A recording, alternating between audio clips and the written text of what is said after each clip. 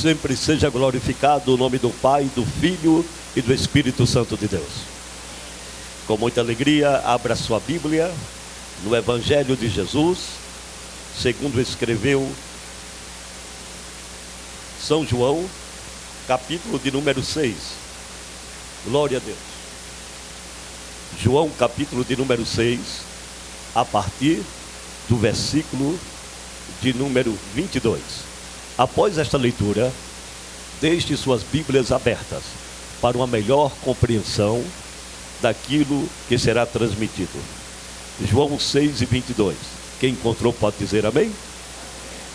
No dia seguinte, a multidão que ficara do outro lado do mar notou que ali não havia senão um pequeno barco, e que Jesus não embarcara nele com seus discípulos, tendo estes partido sós. Entretanto, outros barquinhos chegaram de Tiberíades, perto do lugar onde comeram o pão, tendo o Senhor dado graças. Quando, pois, viu a multidão que Jesus não estava ali, nem os seus discípulos, tomaram os barcos e partiram para Cafarnaum à sua procura. Tendo-o encontrado no outro lado do mar, lhe perguntaram: Mestre, quando chegastes aqui? Respondeu-lhes Jesus: em verdade vos digo, vós me procurais, não porque vistes sinais, mas porque comestes dos pães e vos fartastes. Trabalhai, não pela comida que perece, mas pela que subsiste para a vida eterna, a qual o Filho do Homem vos dará, porque Deus, o Pai, o confirmou com o seu selo. Dirigiram-lhes, pois, a ele, perguntando: que faremos para realizar as obras de Deus? Respondeu-lhe Jesus: a obra de Deus é esta, que creais naquele que por ele foi enviado. Então lhes disseram eles: que sinal fazes para que o vejamos e creiamos em ti? Quais são os teus feitos? Nossos pais, sim, eles viram os sinais. Eles comeram o maná no deserto, como está escrito: deu-lhes a comer pão do céu. Jesus respondeu: em verdade vos digo, não foi Moisés quem vos deu o pão do céu. O verdadeiro pão do céu é meu Pai quem vos dá, porque o pão de Deus é o que desce do céu e dá vida ao mundo. Então lhe disseram: Senhor, dá-nos sempre este pão. Declarou-lhes, pois, Jesus: eu sou o pão da vida. O que vem a mim jamais terá fome, e o que crê em mim jamais terá sede. Versículo 41. Murmuravam, pois, dele os judeus, porque dissera: eu sou o pão que desceu do céu. E diziam: não é este Jesus, o filho de José? Versículo de número 48. Eu sou o pão da vida. Vossos pais comeram maná no deserto e morreram. Este é o pão que desce do céu, para que todo o que dele comer não pereça. Eu sou o pão vivo que desceu do céu. Se alguém dele comer, viverá eternamente. E o pão que eu darei pela vida do mundo é a minha carne. Disputavam, pois, os judeus entre si, dizendo: como este pode dar-nos a comer a sua própria carne? Respondeu-lhe Jesus: em verdade vos digo, se não comerdes a carne do Filho do Homem e não beberdes o seu sangue, não tendes vida em vós mesmos. Quem comer a minha carne e beber o meu sangue tem a vida eterna, e eu ressuscitarei no último dia. Pois a minha carne é verdadeira comida, e o meu sangue é verdadeira bebida. Quem comer a minha carne e beber o meu sangue, permanece em mim e eu nele. Assim como o Pai que vive me enviou, igualmente eu vivo pelo Pai. Também quem de mim se alimenta, por mim viverá. Este é o pão que desceu do céu, e nada semelhante àquele que os vossos pais comeram, contigo, contudo, morreram. Quem comer este pão, que sou eu, viverá eternamente. Estas coisas disse Jesus, quando ensinava na sinagoga de Cafarnaum. Muitos dos seus discípulos, tendo ouvido tais palavras, disseram: duro é este discurso, quem o pode ouvir? Mas Jesus, sabendo por si mesmo que eles murmuravam a respeito de suas palavras, interpelou-os: isto vos escandaliza? Que será, pois, se virdes o Filho do Homem subir para onde o lugar onde primeiro estava? O Espírito é o que vivifica, a carne para nada aproveita. Digam comigo: o Espírito é o que vivifica, a carne para nada aproveita. As palavras que eu vos tenho dito são espírito e são vida. Diga: espírito e vida. Contudo, há descrentes entre vós, pois os judeus sabiam desde o princípio, Jesus sabia desde o princípio, quais eram os que não criam e quem o havia de trair. E prosseguiu: por causa disto é que vos tenho dito, ninguém pode vir a mim se pelo Pai não lhe for concedido. À vista disto, muitos dos seus discípulos o abandonaram e já não andavam com ele. Então perguntou Jesus aos 12: porventura quereis também vocês retirar-vos? Respondeu-lhe Simão Pedro: Senhor, para quem iremos nós? Só tu tens as palavras da vida eterna. Eu digo amém por esta palavra. Podeis assentar. Eu quero falar em poucos minutos sobre as 6 faces no Evangelho. Eu não estou me referindo às 6 faces do Evangelho. Preste bem atenção, o emprego gramatical que eu estou usando neste momento. Eu quero vos falar sobre as 6 fases contidas, embutidas no Evangelho. A primeira face que nós encontramos nesta trajetória bíblica é que a presença de Jesus, a encarnação de Deus neste mundo, através da nossa fé, o corpo de Jesus, o sangue de Jesus é alimento para o nosso espírito. Os judeus se escandalizavam, porque eles diziam: porventura somos nós, algum de nós canibais? Nós temos costume de comer carne humana? Eles não entenderam. Jesus estava dizendo que dentro deste corpo existe um espírito que intrinsecamente está interligado à alma, que compõe a nossa vida espiritual. Assim como este corpo representa a minha vida material e precisa de alimento constante e diário para subsistir, a minha vida espiritual, representada pelo meu espírito, interligada à minha alma, necessita de alimento constante e diário para subsistir também. E o alimento do meu espírito não é um alimento material, não é um alimento sólido, fisicamente humano, mas o alimento do meu espírito é a comunhão com o Espírito do Criador, representado pelo corpo de Jesus, pelo sangue de Jesus. A primeira face embutida no Evangelho é que a minha vida é representada por 2 vidas distintas. Uma vida material, representada pelo meu corpo.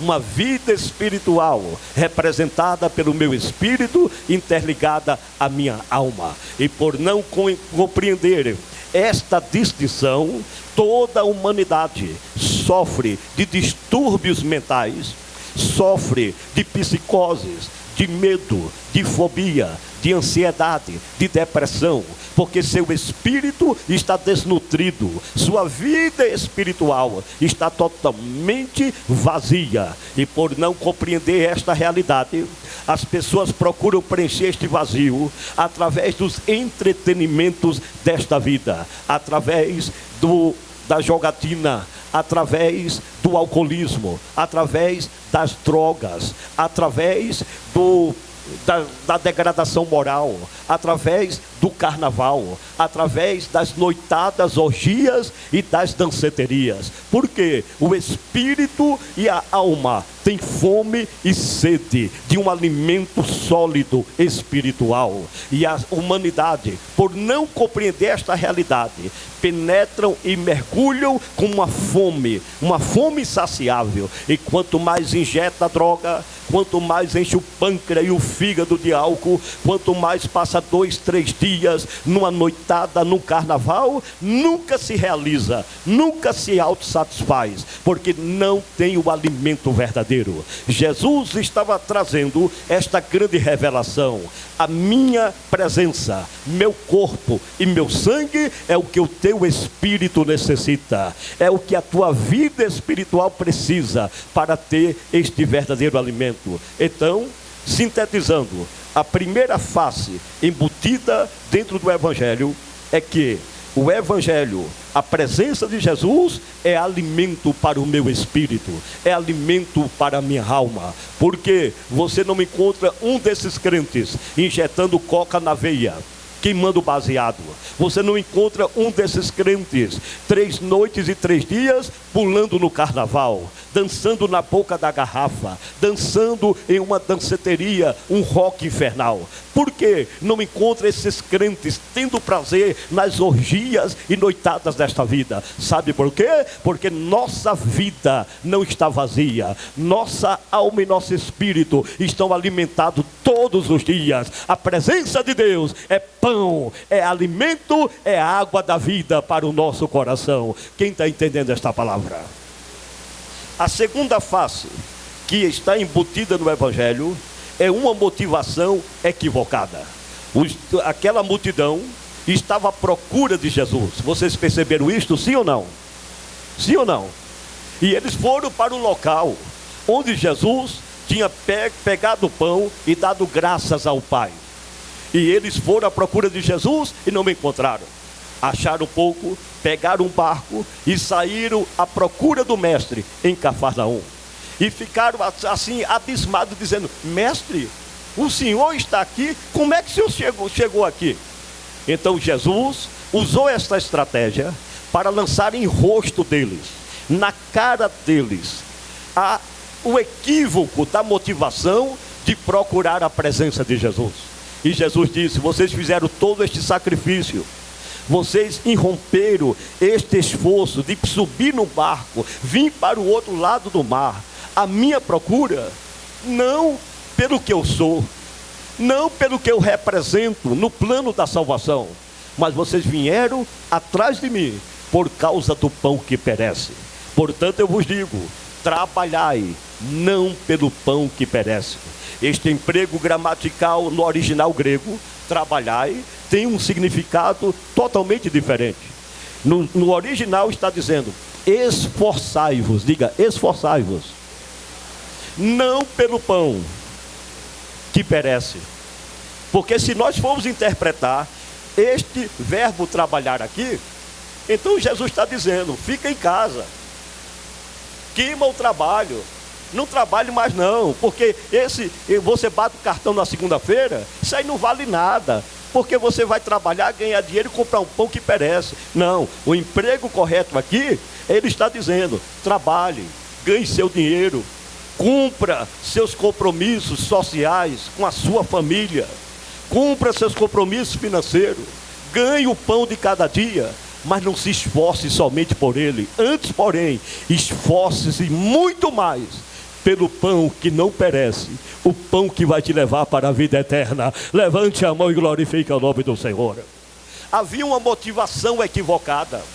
A procura de Jesus, o conhecimento sobre Jesus, a busca por Jesus, não era uma busca em conhecer o plano da salvação, de uma eternidade sem doença, sem dor, sem tristeza, sem problemas. Não, era uma busca totalmente equivocada, um esforço pelo pão material, pelo pão que perece. E esta é a segunda face embutida no Evangelho. Uma boa parte das igrejas, dos que se dizem cristãos, estão dentro das igrejas por uma mera vocação ou motivação equivocada. Alguns vêm para a igreja por causa de um instrumento aqui, e no dia que tirar o instrumento da mão dele, ele sai da igreja. Outros vêm para a igreja por causa de uma credencial, porque é um hobby, é um status, está em cima do púlpito. E se não estiver em cima do púlpito, ele se desvia ou vai para outro ministério. Alguns vêm para a igreja em busca de um milagre, de uma porta de trabalho, em busca de um emprego, em busca de uma melhoria de vida. Estão à procura de Jesus de uma maneira equivocada. Esta situação, esta mesma humanidade que saiu de Tiberíades e foi para Cafarnaum, ela existe nos dias atuais. É uma reflexão que Deus falou hoje ao meu coração. O que é que motiva você sair do seu lar? O que é que motiva você, muitas vezes enfermo, angustiado, cheio de problemas, vir para esta santa casa? Será que é para resolver um problema? Será que é para melhorar a sua vida? Será que é para ter um status religioso ou social? Não. Quisera Deus que cada um de nós não tenhamos uma motivação equivocada. Que cada um de nós, tendo cargo ou não tendo cargo, tocando um instrumento ou sem instrumento, cantando ou não tendo oportunidade para cantar, pregando ou não subindo para o altar, com dinheiro ou sem dinheiro, com emprego ou sem emprego, na saúde ou na dor, de carro novo ou de bicicleta, morando no condomínio fechado ou no meio de uma favela, a sua motivação seja para ter um conhecimento de Jesus, por amor a Jesus e para a glória de Jesus. Adore ao Senhor, abra a sua boca e glorifique a Deus. Qual é a motivação que existe do Evangelho na nossa vida? Amém, irmãos? O que é que me motiva estar dentro desta casa? E que eu já não suporto mais, irmãos. E eu vou falar aqui, e eu espero que seja a última vez. Porque quem vai tratar é Deus. E quando Deus tratar, não adianta chororô. Estão me ouvindo ou não? Estão me ouvindo ou não? Porque essa história de, pastor, eu não vou no culto hoje não, porque chegou meus parentes, e chegou fulano e cicrano, e chegou fulano e cicrano, e eu tenho que estar em casa. Meus irmãos, qual é a face do Evangelho que você tem? Qual é o conhecimento de Jesus que existe na sua vida? Eu não sou radical, irmãos. Eu sou um homem equilibrado, eu tenho um juízo na cabeça. Eu sei que há uma necessidade. Olha, o presbítero Cláudio, a família, outros aqui, chegaram hoje de viagem. Isso faz bem para as emoções. Fazer um lazer, ir para uma pousada, uma casa de praia, de campo. Isso não é pecado não, não é errado não. Agora, a gente só procurar Jesus na hora do aperto, e na hora que está tudo bem, qualquer desculpa cola dentro da igreja, qualquer satisfação. Vocês estão entendendo essa minha palavra ou não? Meu irmão, minha irmã, pode chegar meu pai e minha mãe na minha casa, pode vir da China ou do Japão. Papai, mamãe, é a hora do culto, bora comigo? Não, meu filho, a gente vai descansar. Então fica aí, é 2 horinhas só, papai, 2 horinhas só, mamãe. Assim que terminar o culto eu já estou aqui. Irmãos, qual é a motivação que a gente tem com Jesus? Porque qualquer coisa rouba nossa devoção com Ele, nossa comunhão do culto com Ele. É verdade ou eu estou exagerando? Sim ou não? Sim ou não? Por que qualquer argumento e pretexto serve para os crentes não vir para a igreja? Vocês já notaram isso ou não? Tem gente que procura uma desculpa, irmão, para não vir no culto. A Miriam mesmo e o Igor, na hora do culto, disseram: pastor, eu estou com o coração partido, Miguelzinho está vomitando, está passando mal, foram para o hospital. Irmãos, isso aí é compreensível. Mas uma pessoa deixar de adorar a Deus, de vir para o culto, por qualquer coisa banal, qualquer coisa tola, é sinal que na sua vida espiritual, a sua motivação e o seu conhecimento sobre Deus é totalmente equivocado. É verdade ou eu estou exagerando? Sim ou não? É por isso que as igrejas estão detonadas aí. É por isso que as igrejas está tudo domingueira. É por isso que tem fracos e doentes dentro das igrejas. As igrejas frias, sem presença de Deus, sem poder e unção de Deus, porque está faltando uma motivação verdadeira de adorar ao Rei em espírito e em verdade, em qualquer situação desta vida. Quem quer ser próspero, quem quer ser abençoado, tem que aprender a ter uma motivação real e verdadeira com os céus. Estão entendendo esta palavra? Parece que Jesus é uma mercadoria barata, que a gente fica implorando para os próprios crentes: venham para o culto, adore ao Senhor, seja vibrativo, dê glória a Deus, fale em línguas, bata palma, sapatinho. Não, parece que é uma mercadoria barata, que a gente fica oferecendo, empurrando de goela abaixo. Não, irmãos, Jesus não é mercadoria de segunda categoria. Jesus é o autor da vida, é o Rei da glória, é o Criador do universo, é o Deus da nossa alma. Levante a mão e glorifique o santo nome de Jesus. Motivações equivocadas. Eles procuraram Jesus por causa da multiplicação dos pães. Sim ou não? Aí eu pergunto a vocês: qual é a maior ansiedade de uma moça e de um rapaz que vai casar? Além do vestido de noiva, além do bolo e do banquete e dos convidados, o que é que se espera de uma moça e de um rapaz que vai casar? Eu acho que eu não formulei bem a pergunta. Lua de? Quando eu me casei com a Suzana, ela tinha 17 anos. Eu tinha uns aninhos mais na frente, mas eu era meio abestalhado. E o pastor José Basílio fez o nosso casamento. A gente jovem, eu já pregava, e quando ele terminou de casar, a multidão já foi para a recepção. E ele me chamou no canto e disse assim: olha, eu vou também comer o bolo seu e da Suzana, mas tem uma coisa, não se canse não no bolo não, que 3 da manhã o ônibus vai pegar vocês onde vocês estiverem, e a mocidade da igreja, e quem quiser ir, que nós vamos cooperar depois de Caruaru no congresso de jovens, e o pregador vai ser você.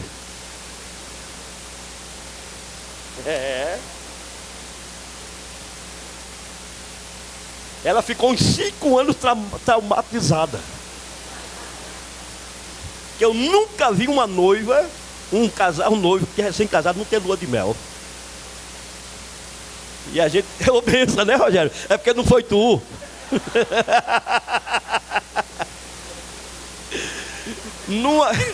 Numa época que eu quase fui disciplinado, porque eu tinha uma Calói Barra Forte, que o quadro dela tinha uma almofadazinha. E eu já noivo, às vésperas de casar com ela, e eu digo: pronto, já estou noivo, quase casado. Aí eu fui com ela para um culto da mocidade em outro bairro, e ela foi no quadro da bicicleta. E os curiosos viram ela no quadro da bicicleta, eu pedalando. Chegaram no vidro perto: olha, o Severino está aí, sozinho, andando para cima e para baixo, com a noiva dele na bicicleta. Na segunda-feira eu estava lá no gancho, quase disciplinado. Não podia nem dar um cheiro, nem apertar na mão. E eu doido pela lua de mel, para mergulhar de cabeça e tudo. Virou, foi lua de fel. Olha, não murmurei, não reclamei, não amaldiçoei ninguém. Preguei como nunca naquele dia de congresso. E hoje a gente tem uns 28 anos, que é só love, só lua de mel. Não adianta ter lua de mel no casamento e ter lua de fel para o resto da vida. Sabe o que eu quero dizer para vocês, irmão? Não quero radicalizar não. Você já viu uma pessoa que, recém-casado, ouve a voz de Deus para pregar o evangelho, manda dar baixa na empresa, e alguém disse: você está doido, rapaz? Ela, Simone, já estava para nascer com 9 meses, uma gravidez complicada, rompimento de placenta, e o médico disse para ela: você não pode nem se abaixar para pegar uma sandália, porque pode romper o resto e você perder a criança e morrer também. Uma gravidez complicada, e eu chegar dentro de casa e dizer: minha filha, acabei de pedir as contas. E ela disse: mas e agora? Eu preciso do plano médico. Eu disse: não se preocupe, Jeová mandou eu ficar integralmente na obra dele. Nunca perdi um culto, porque um parente veio para minha casa. Nunca perdi um culto por causa disso ou daquilo. Nunca, irmãos. Quantas vezes? O ano de 2013 eu preguei 302 vezes. O ano tem 365 dias. Eu fiz 302 ministrações. E convidado para festa, para isso, para aquilo. E ela dizia assim: ele vai. Não se importa ele chegar 10, 11 horas da noite, que a prioridade dele é com o reino de Deus. E sabe o que aconteceu? Desde que eu casei, eduquei meus 3 filhos, nunca tive carteira assinada, não fui aposentado até hoje, não tenho casas locadas para me dar renda, mas até hoje, irmãos, você chegar lá em Maragogi, tem uma casinha na beira da praia. Até hoje, sem ter aposentadoria, sem ter fonte de renda, já fui para 32 países ao redor deste mundo. 9 vezes na Ásia. O mundo inteiro conheceu os meus pés. Quantas vezes eu ia para a Espanha, para a Europa, para a Suíça, para Paris, só com a roupa do couro, a fé e a coragem. Ia para o Japão só com a roupa do couro. Jesus operava, pregava, escola bíblica de pastores e obreiros, e voltava com a mala cheia de roupa, cheia de presente, cheia de ien, de dólar no bolso, porque Deus cuida e cuida bem, e Deus abençoa e prospera bem aqueles que se lançam e têm uma motivação correta a respeito do Evangelho de Deus. Quem está entendendo esta palavra? Mas Jesus hoje é trocado por qualquer coisa. Vocês estão entendendo isso ou não? Amém? O Espírito de Deus está me falando aqui ao meu coração, e eu estou passando para vocês. Não tenha Jesus como plano secundário. Não tenha Jesus: se der eu vou hoje no culto. Não. Se der ou não der, eu chego, nem que seja no amém, mas eu quero lá receber a bênção do meu Pai. Eu quero sentir a presença do meu Deus. Eu quero honrar a Ele em espírito e verdade na minha vida. Quem levanta a mão e glorifica o nome do Senhor. A terceira face do Evangelho. Segunda face, uma motivação equivocada. Eles iam em busca de Jesus pelo pão que perece. Terceira face do Evangelho. Estava no coração duro, o coração descrente. Versículo 60. Muitos dos seus discípulos, tendo ouvido tais palavras, disseram: duro é este? Duro é este? Quem pode ouvir? Agora, interessante que não foi a multidão não crente. Quem foi que falou isto? Quem? Os crentes. Quantas vezes Deus está falando no púlpito da igreja e tem gente assim, ó: amanhã eu pego minha carta de mudança. É assim ou não é?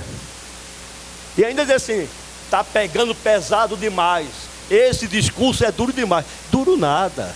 Quem é duro é o teu coração.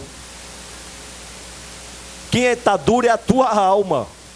Porque se você soubesse quem fala contigo, tu lhe pediria água, e ele te daria a água da vida, te daria emprego, te daria saúde. Mas você precisa amolecer seu coração para receber a voz de Deus para te abençoar. Quem está entendendo esta palavra? A terceira face embutida no Evangelho são os corações duros. A quarta face embutida no Evangelho é o abandono da fé. Versículo 66. O abandono da fé. À vista disso, muitos dos seus fizeram o quê? E já não andava com ele. Isso é o abandono da fé.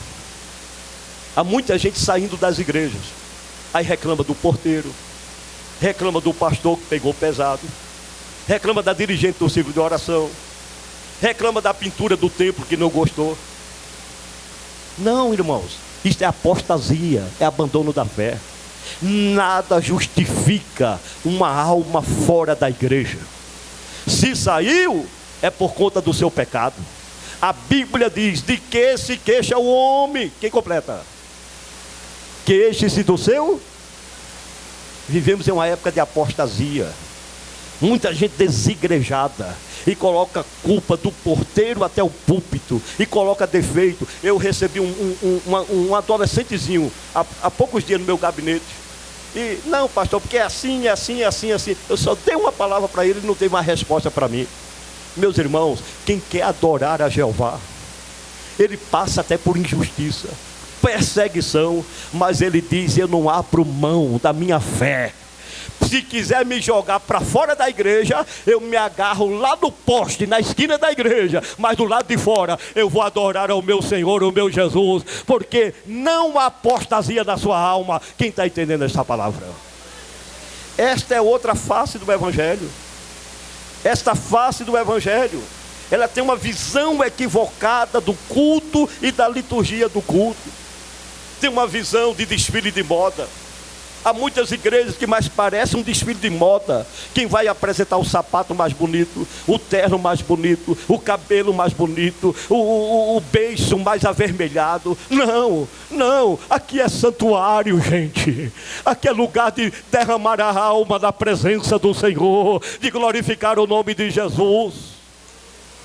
Você pode adorar ao Senhor por isto? E a última face embutida no Evangelho é que existem os crentes. Diga: existe os crentes. E essa última face está no versículo de número 67. Então perguntou Jesus aos 12: porventura quereis também vós outros retirar-vos? 68. Respondeu-lhe Simão Pedro: Senhor, para que iremos nós, se só tu tens a palavra de vida eterna? Versículo 69, como é que está escrito o início? Como? E nós temos que tu és o Santo de Deus.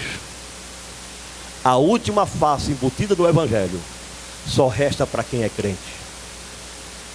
Amém? Estão entendendo esta palavra?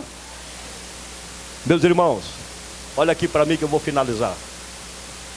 Eu tenho falado desta igreja, e enquanto Deus me usar, eu vou continuar falando. Eu não sou movido a dinheiro. Não sou movido. Eu não vou usar uma outra expressão que não pega bem, não é legal. Mas o termo técnico, psicológico, chama de... O termo da psicologia, o estudo das emoções, chama esta situação ou atitude de maníaco, psicopata.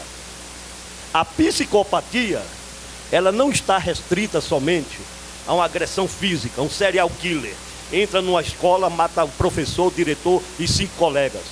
Psicopata. Psicopatia não está restrita a uma violência sexual, abusar de uma criança ou de um adulto. É um psicopata, é um maníaco sexual.